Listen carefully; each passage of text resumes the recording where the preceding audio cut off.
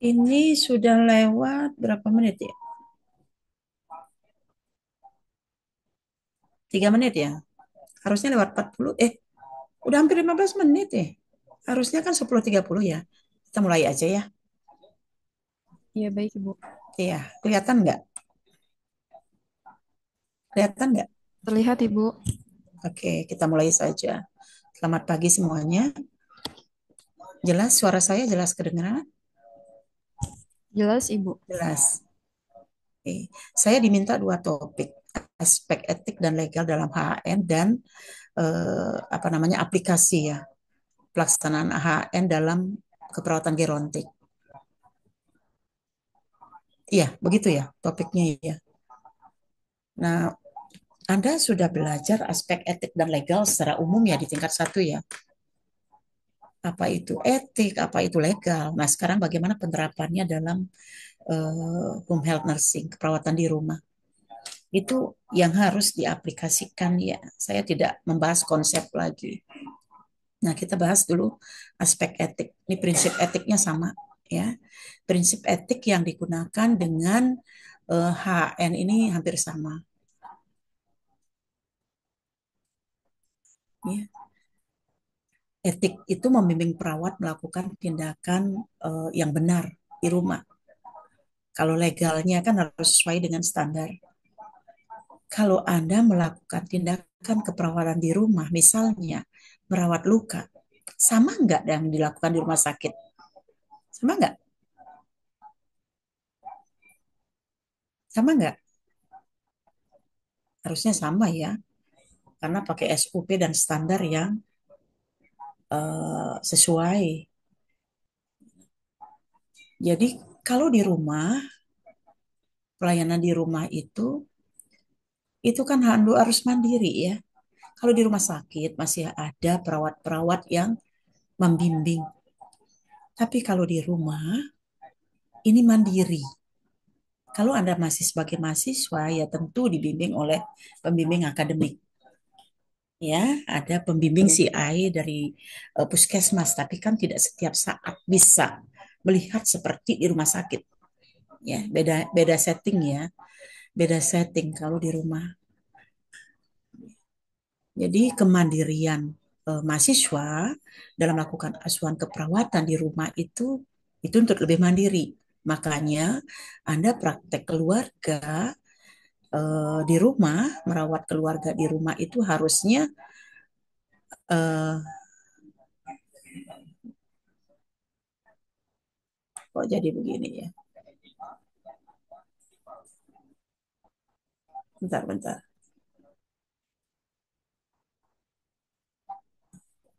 Tiba-tiba, bentar ya.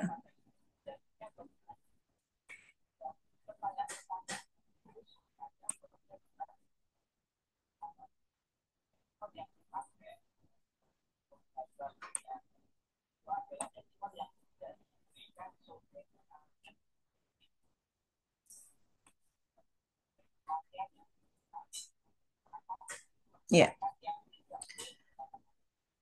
jadi Anda melakukan asuhan keperawatan di rumah itu harus lebih mandiri sehingga mahasiswa praktek di keluarga itu kalau sudah mendapatkan seluruh ya seluruhnya baru aplikasinya di rumah. Berapa Desi? Yang mana ini punya rumah di katanya Mbak Desi. Di mute dulu, di mute. Takut kalah, nggak dikasih tanda sama Pak D.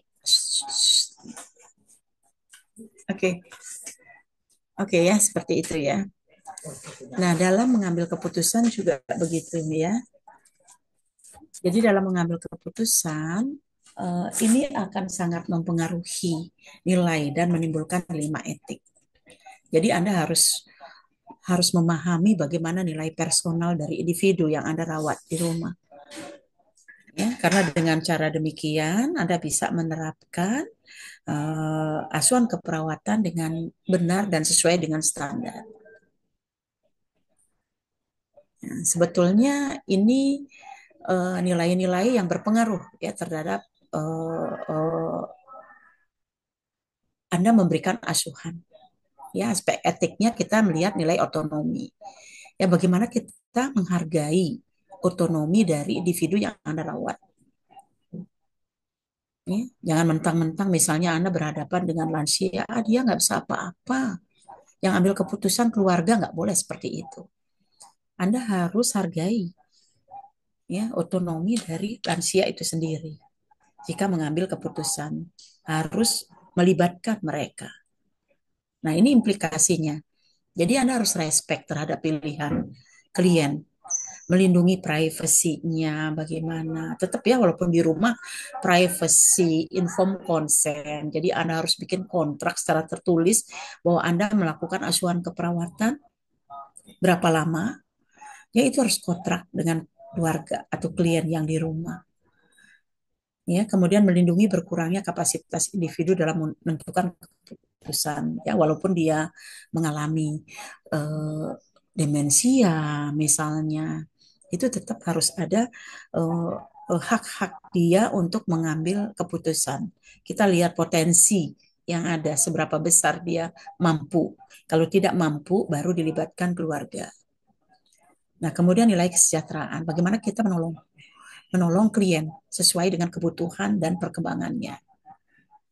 Jadi implikasinya ini akan mengurangi kerugian, mencegah kerugian, dan meningkatkan keuntungan. Jadi jangan sampai eh, yang kita rawat nanti itu mengalami kerugian. Termasuk kalau Anda ingin mendapatkan data dari keluarga, dari lansia misalnya, Anda harus mempertimbangkan lamanya Anda mengambil data, kenyamanan lansia pada saat diambil datanya. Jangan sampai dia mengalami kerugian. Ya, menyeimbangkan antara biaya perawatan dan keuntungan real dari klien. Ya, jangan sampai misalnya perawatan yang diberikan itu malah biayanya lebih besar daripada dia dirawat di rumah sakit. Sekarang kan perawatan di rumah sakit dibatasi. Banyak pasien yang membutuhkan perawatan jangka panjang itu dilakukan di rumah. Jadi jangan sampai mereka itu mengeluarkan biaya lebih mahal gitu dari perawatan rumah sakit. Kemudian keadilan. Bagaimana Anda melihat individu itu secara adil? Jangan membeda-bedakan. Ya, dalam memberikan perawatan misalnya, oh dia rumahnya jelek tuh, nggak usah dirawat. Oh ini rumahnya bagus, kalau saya datang diberikan sesuatu misalnya. Nah itu yang tidak boleh. Harus adil, semuanya sama. Nah implikasinya bagaimana memperluas kontribusi dalam kebijakan terhadap pelayanan yang diberikan. Ya, sehingga seluruh pasien dapat mengakses pelayanan sesuai dengan kebutuhan. Ya, misalnya dia dapat mengakses perawat kalau dia itu butuh perawatan di rumah gitu. Ya, jangan sampai dia tidak mampu untuk melakukan itu. Nah, ini kerangka pengambilan keputusan sama ya dengan apa yang sudah dijelaskan pada saat aspek etik dan legal. Anda belajar di tingkat satu. Bagaimana pengambilan keputusan secara etik. Ya, kita harus tahu bagaimana dilema etik yang dihadapi. Kita harus kumpulkan datanya, identifikasi pilihan, buat keputusan, bertindak, dan evaluasi. Jadi ini sebetulnya hampir sama dengan pendekatan proses keperawatan. Anda menentukan masalah itu kan harus didukung oleh data. Kemudian ada rencanakan, implementasikan, dan evaluasi. Nah, apa sih hak dan kewajiban perawat dalam HN? Nah, hak perawat, hak keamanan dan perlindungan. Jangan sampai dia tidak dilindungi. Kan ada yang memberikan pelayanan sampai dia dikomplain sama keluarga, sampai keluarganya melakukan kekerasan pada perawat gitu. Jangan sampai perawatnya tidak mendapat perlindungan. Hak pembekalan alat dan sumber daya. Jadi dia juga dalam melakukan perawatan di rumah ini harus tersedia alat-alat yang sesuai dengan standar. Dan sumber dayanya tentu harus memadai. Kalau misalnya keluarga butuh spesialis spesifik banget gitu ya harus ada tenaga yang spesialis didatangkan ke rumah. Hak menyampaikan pendapat dan masukan. Ya jangan sampai keluarga itu nanti yang diberikan perawatan dominan. Perawatnya tidak bisa memberikan pendapat padahal itu penting. Hak privasi dan keamanan data. Ya, keamanan data pasien tentunya ya. Nanti kewajibannya ada tuh. Bagaimana perawat menjaga kerahasiaan. hak untuk mendapatkan pendidikan lanjutan terutama yang terkait dengan pelayanan-pelayanan home care yang harus dilakukan. Itu harus update ilmunya ya. Jadi Anda berhak untuk mendapatkan pendidikan lanjutan, pelatihan-pelatihan ya. Nah, apa kewajibannya? Tentu kewajiban memberikan pelayanan secara profesional, menjaga keselamatan pasien, jangan sampai pasien nanti tidak aman ya. Misalnya dalam memberikan pelayanan Anda lalai ya, sehingga misalnya pasiennya itu dikubitus. Nah, itu kesalahan perawat itu. Kewajiban menjalin komunikasi yang baik dengan pasien dan keluarga. Karena kalau di rumah, Anda tidak berhadapan hanya dengan pasien. Anda berhadapan dengan keluarga yang mungkin keluarganya ini justru yang lebih cerewet. Ya. Kewajiban menjaga kerahasiaan informasi yang didapatkan. Ya. Wajib melakukan dokumentasi yang akurat. Jangan menang-mentang pelayanan di rumah terus dokumentasinya tidak standar. Ya harus sama dengan dokumentasi yang Anda lakukan di rumah sakit tentunya. Ya. Kewajiban mempromosikan kesehatan dan juga pencegahan penyakit, dan kewajiban bekerja dengan tim. Jadi Anda juga harus mempunyai kewajiban bagaimana Anda bisa bekerja dalam tim kesehatan, karena kalau di rumah itu tidak cukup hanya perawat. Kita perlu mungkin tim kesehatan yang lainnya. Kalau pasien butuh fisioterapis misalnya, ya harus didatangkan fisioterapis dan Anda harus bisa bekerja sama dengan mereka.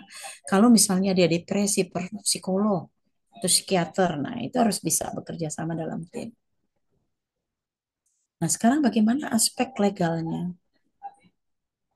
Ya, aspek legal ini terkait dengan bagaimana Anda memberikan pelayanan yang kompeten, benar, sesuai dengan standar atau SOP yang berlaku.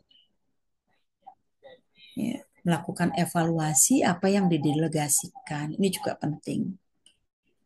Ya, biasanya home health nursing itu perawatan di rumah bisa afiliasinya dengan puskesmas, ya.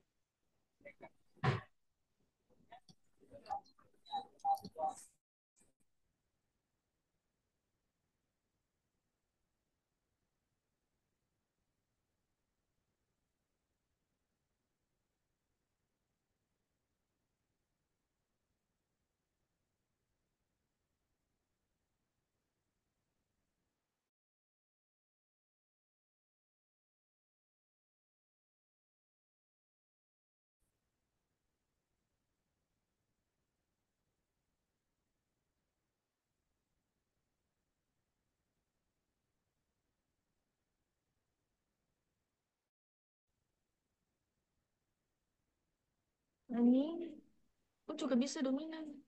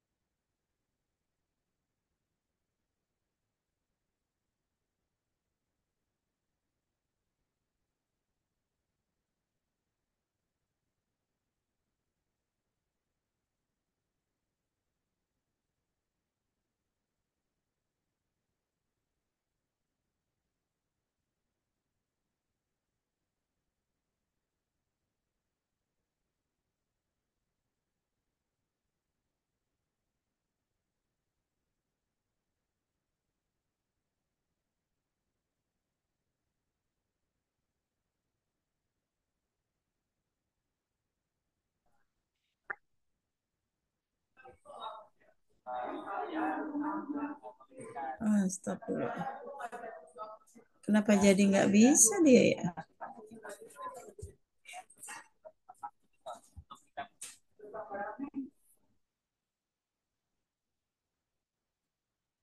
Apa nggak bisa itunya ya? Slideshow-nya ya. Kalau begini kelihatan nggak ya? Kelihatan nggak? Ibu, Kelihatan nggak? terlihat Ibu. Nggak apa-apa ya. Slideshow-nya kayaknya nggak bisa ya. Udah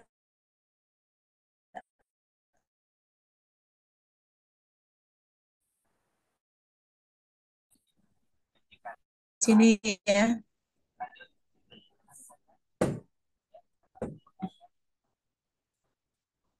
Nah ini kita lanjut ya. Kelalaian. Jadi seringkali perawat itu melakukan tindakan yang tidak sesuai. Tidak sesuai karena memang kompetensinya yang kurang. Ya, banyak ditemukan ini. Ya, misalnya gagal menggunakan peralatan. Biasanya pasien-pasien di rumah itu yang butuh perawatan jangka panjang dan memerlukan peralatan medis. Kalau yang sederhana tidak masalah, mungkin masih bisa. Kalau memerlukan peralatan yang lebih canggih, ini juga harus hati-hati ya, jangan sampai tidak mampu untuk melakukannya. Gagal menilai dan memonitor serta gagal berkomunikasi. Nah, ini juga sangat penting ya, karena kalau Anda gagal berkomunikasi dengan keluarga, ya tentu keluarganya akan menolak sehingga dia tidak mau untuk dirawat ya. Jadi keluarganya maunya dirawat oleh orang lain ya.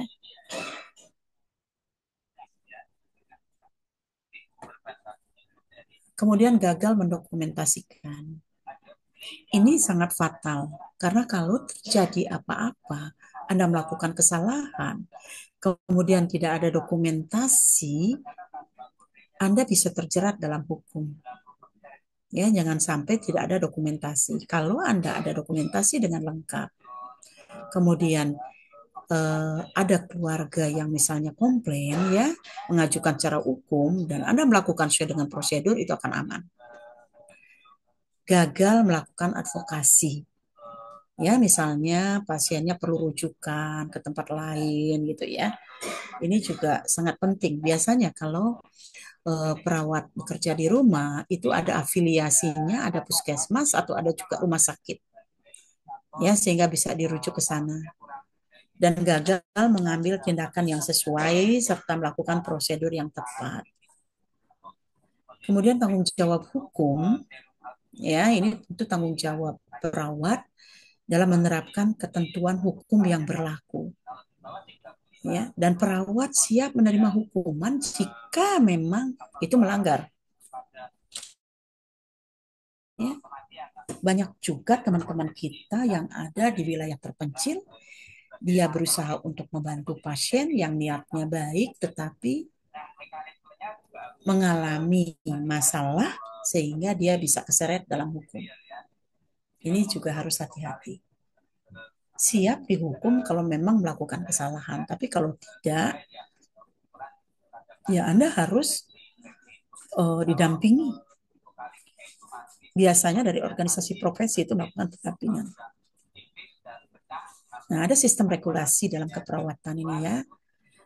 Ini sangat penting karena untuk menciptakan lingkungan pelayanan yang caring, kemudian juga pelayanan yang bersifat manusiawi,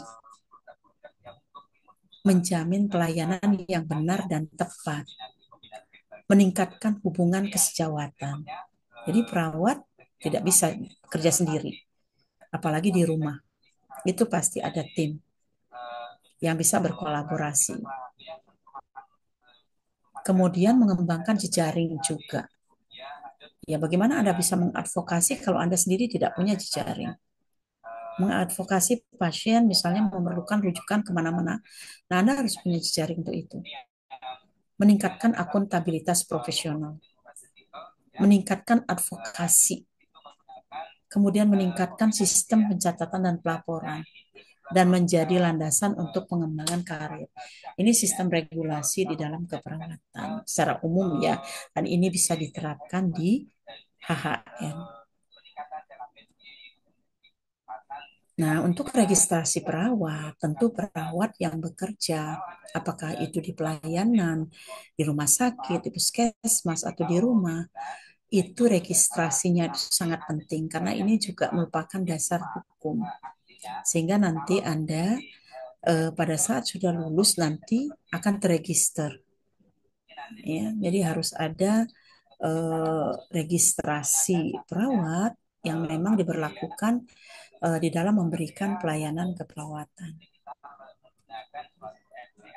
Nah, tanggung jawab legal dalam HAN ini kita bekerja harus dalam lingkup hukum yang berlaku. Jadi harus hati-hati ya, Anda harus menguasai hukum. Anda harus baca undang-undang kesehatan yang terbaru. Undang-undang keperawatan itu sudah tidak berlaku. Jadi yang berlaku adalah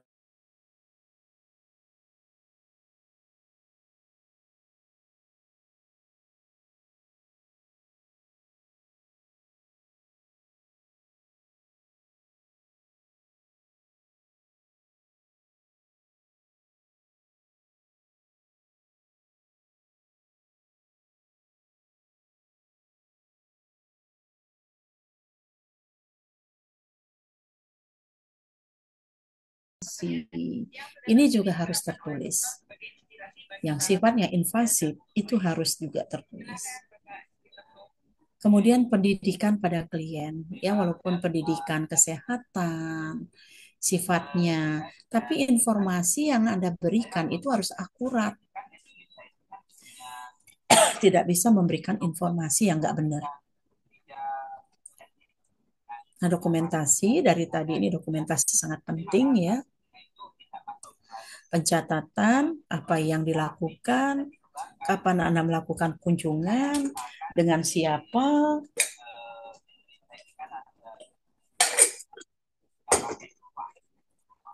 Ya, ini sangat penting. Di sini.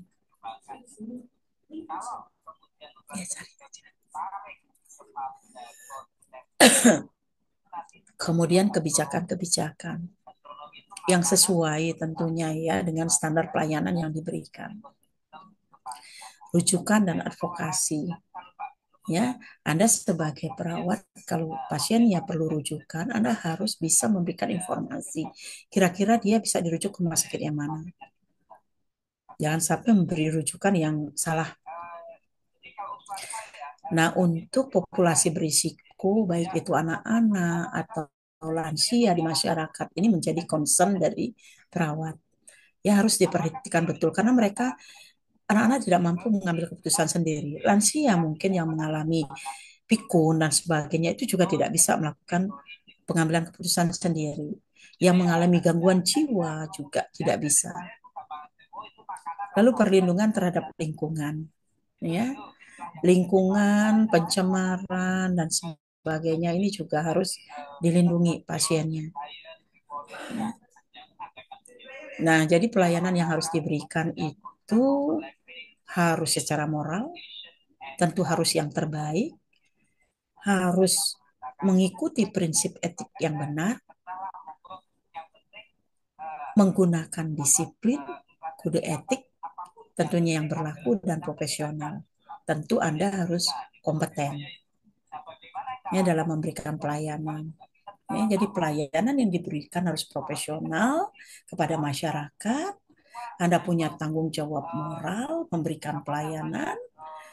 Anda harus memiliki standar kompetensi yang tinggi, jadi lulus dari nurse. Nah, itu harus sudah kompeten dalam melakukan pelayanan. Dan Anda harus mengikuti standar yang berlaku. Standar etika profesi, kemudian regulasi yang ada di Indonesia sehingga bisa melindungi masyarakat dari berbagai kejadian yang tidak menguntungkan mereka. Oke, barangkali itu yang bisa saya sampaikan. ya untuk etik dan legal. Anda bisa eksplorasi lebih banyak ya dari yang ada. Silahkan ya cari referensi yang lain ya. Ini nanti saya akan sampaikan, saya akan share sebagai bahan Anda untuk ujian nantinya ya. Silahkan kalau misalnya ada yang kurang jelas mau ditanyakan silahkan. Atau yang punya pengalaman keluarganya ada yang dirawat di rumah dan sebagainya. Silahkan.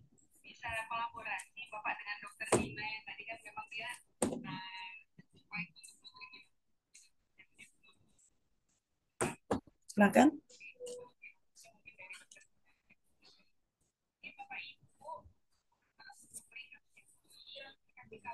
Ada yang mau ditanya?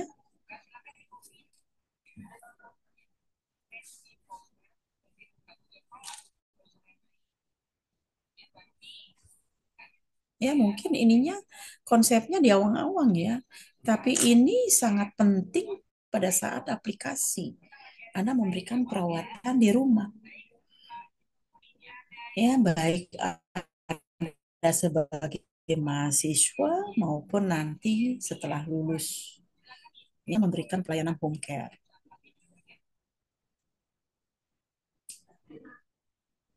Ada yang bertanya?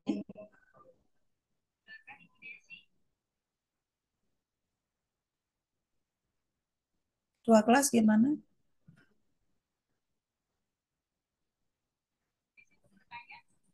Cukup?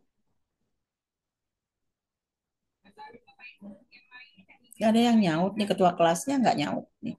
Izin menjawab Ibu, hadir Ibu untuk kelas 4A. Iya, gimana teman-temannya ada yang mau ditanya? 4A 4B.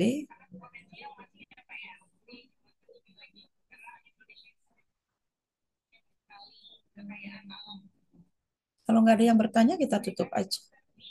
Izin sudah cukup, Ibu. Ya, silakan. Silakan di screenshot sudah.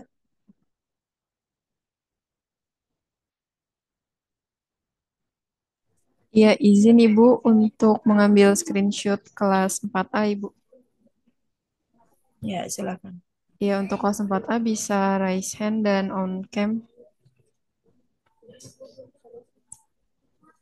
Ini semuanya hadir. Hadir Ibu, sudah dicek tadi.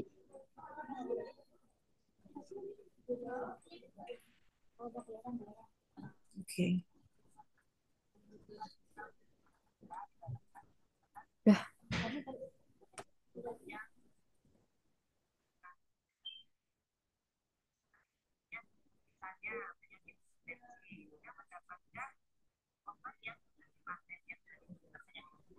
Ya, izin Ibu untuk 4A sudah selesai. Ya, ya, Pak B, Yuk, untuk kelas B, silakan. bisa di raise hand. Kamu bilang aja nanti kalau list SS ya. Mbak. Iya. Ya, slide. Ruth, om Kim Ruth. Ya, Rizka boleh di lower. Sals, Salsabila juga boleh di lower.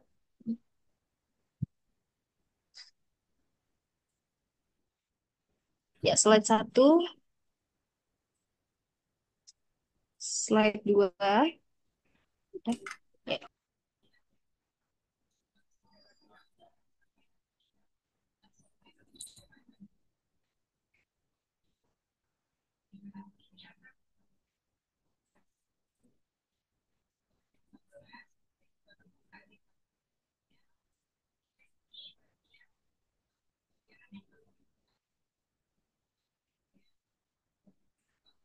Sudah?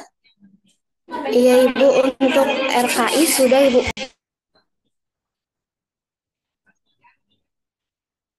Iya Ibu, untuk RKI sudah di SS Ibu.